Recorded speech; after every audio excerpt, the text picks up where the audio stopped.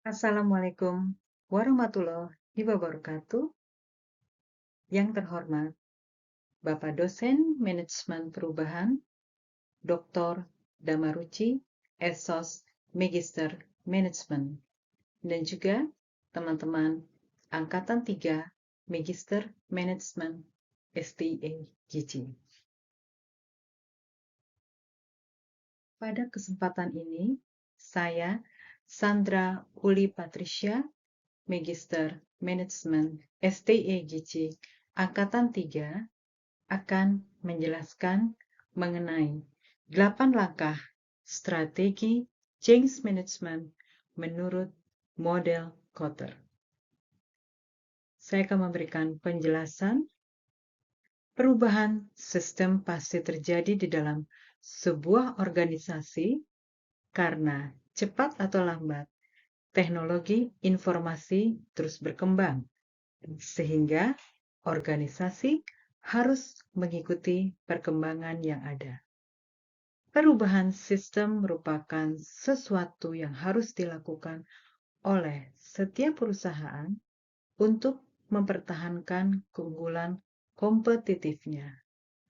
Keputusan perubahan ini harus menggunakan strategi yang tepat, yaitu strategi change management. Penjelasan strategi change management. John P. Kotter memperkenalkan sebuah model change management yang diuraikan menjadi 8 langkah sebagai strategi untuk meningkatkan kemampuan organisasi untuk berubah dan juga dalam meningkatkan peluang keberhasilannya. 8 langkah change management menurut Kotter yang dikenal dengan model Kotter yaitu create an urgency, build a coalition, create a vision for change, communicating the vision, empower others, creating quick wins, build on the change, and embed the change. Dengan mengikuti model tersebut, organisasi diharapkan dapat menghindari kegagalan dan meningkatkan keberhasilan dalam menerapkan perubahan sistem. Penerapan strategi change management.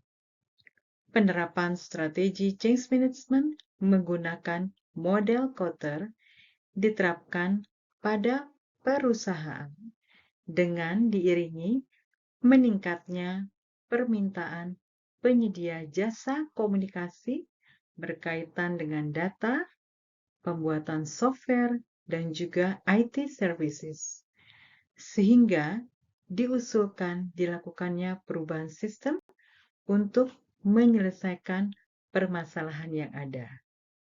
Dan juga mampu menyelesaikan tugas kerja dengan cepat dan efektif. Ditampilkan bagan mengenai Kotter's XT Change Model.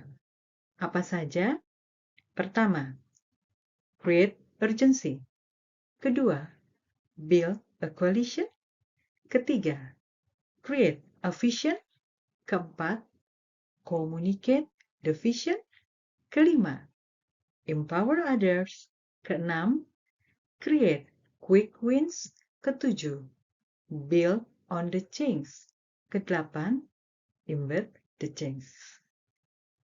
Ada bagian-bagiannya. Yang pertama, create climate for change terdiri dari poin 1, 2, dan 3. Selanjutnya, engage and enable the organization, termasuk di dalamnya nomor 4, 5, dan 6. Yang terakhir, implement and sustain, terdiri dari nomor 7 dan 8. Penjelasan pertama, yaitu create a sense of urgency atau membangun rasa urgensi. Create a sense of urgency atau membangun rasa urgensi di perusahaan memiliki saat ini permintaan yang cukup banyak untuk bidang penyedia jasa komunikasi, internet, dan IT services. Sedangkan dalam proses pengerjaannya hanya memiliki sumber manusia yang terbatas dari segi kualitas dan kuantitas. Langkah apa yang dilakukan? 1. Perusahaan perlu melakukan strategi perubahan struktur organisasi. Hal ini dilakukan dengan membentuk suatu struktur organisasi pada departemen terkait, khususnya di Departemen Komunikasi dan juga Departemen IT. Yang kedua, membutuhkan teamwork yang lebih berkualifikasi yang dapat bekerja lebih sempurna lagi dalam mengerjakan suatu proyek dari perusahaan lain. Selanjutnya, saya akan menjelaskan penjelasan kedua.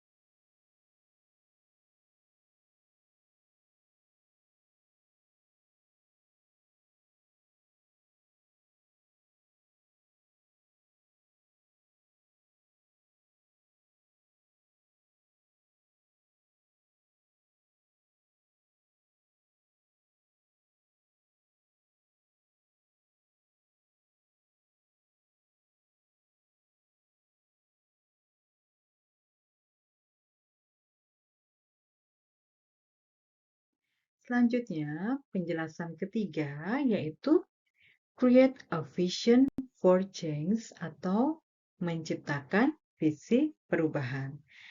Create a vision for change atau menciptakan visi perubahan, membuat visi perubahan perusahaan yang sudah dikenal sebagai penyedia jasa komunikasi data, internet, dan juga IT services, sehingga semakin dikenal oleh masyarakat luas, dilakukanlah dengan mengusulkan 3 strategi apa saja, yaitu 1.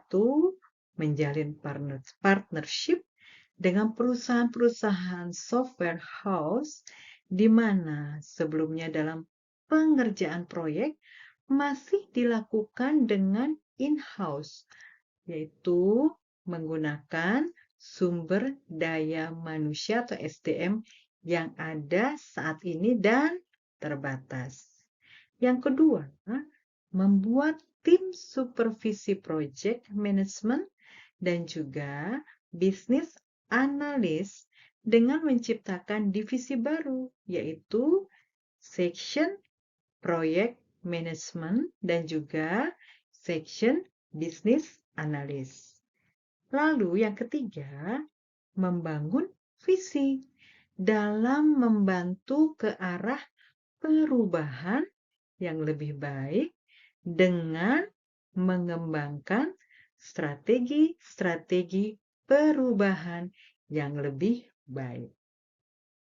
Penjelasan berikutnya yaitu penjelasan keempat mengenai communicating the vision atau mengkomunikasi visi perubahan. Communicating the vision atau mengkomunikasikan visi perubahan dalam mensosialisasikan visi perubahan disampaikan dalam bentuk rapat khusus dan juga rapat secara umum. Seperti apa? Satu, melakukan sosialisasi kepada seluruh jajaran divisi. Kedua, memberikan informasi tentang perubahan kepada seluruh tim, biasanya melalui manajer Human Resources Department atau HRD kepada manajer di setiap departemen terkait. Yang kedua, hal ini dilakukan untuk membangun komunikasi yang lebih baik dan juga efektif antara pimpinan proyek dengan karyawan.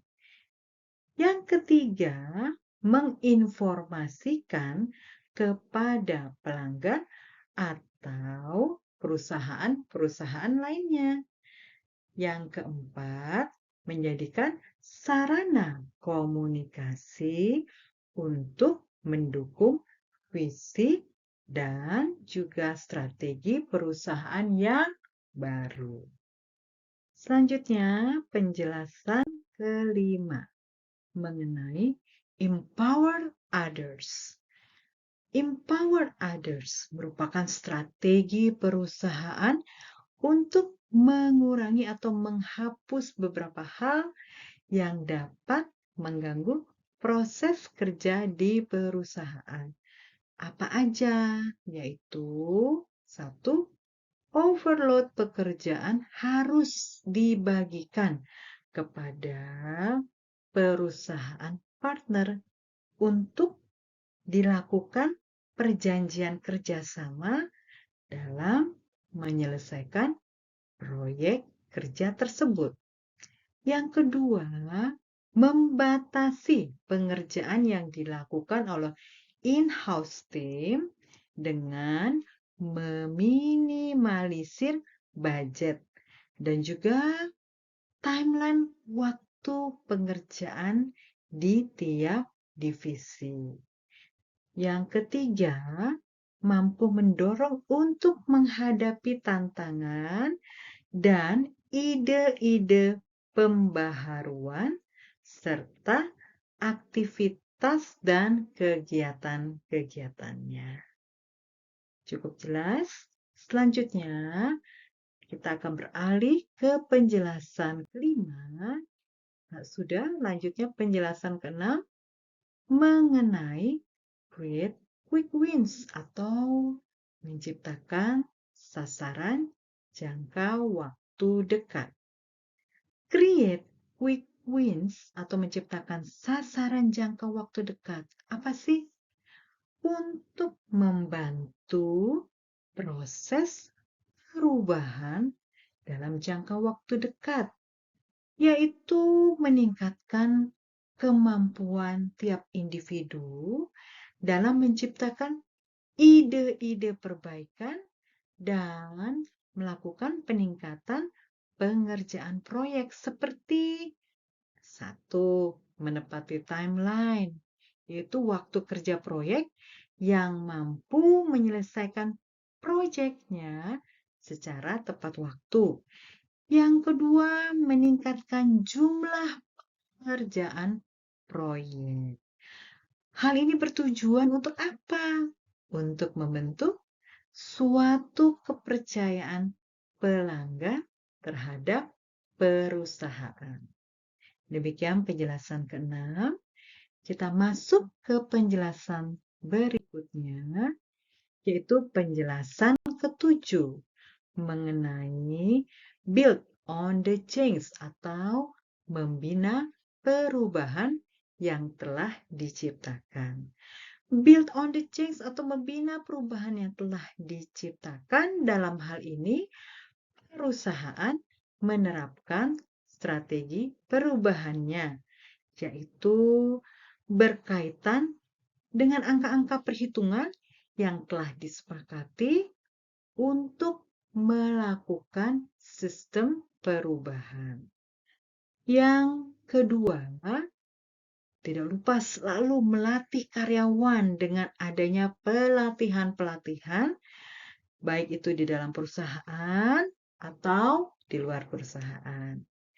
Yang ketiga, jangan lupa untuk selalu memberikan penghargaan atau reward kepada karyawan yang telah dan mampu berhasil dan sukses mengerjakan pekerjaannya dengan sesuai dan tepat waktu.